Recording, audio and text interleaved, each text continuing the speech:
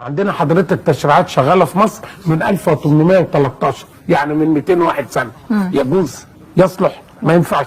عندي تشريعات طارده للاستثمار اللي موجود، سواء كان استثمار مصري او عربي او اجنبي. انا لازم اغير المنظومه اللي موجوده دي، اغير الفكر اللي موجود دوت، افتح افاق جديده للعمل، اعمل 7 محافظات يكونوا جداد موجودين.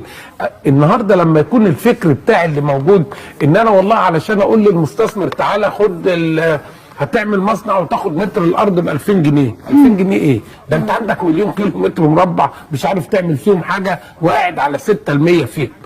الدول بتتقدم بالعمل وليس بالكلام. ما انا عشان كده بسأل حضرتك، هل 36 شهر كافيين؟ يعني هذه الدول كانت مثلا اذا كانت يعني كل احنا عمالين نتعارك ونتخانق مع بعض، وفي جنبنا دول ثانيه طبعا مع احترامنا الشديد لها بتنمو وهي اقل مننا.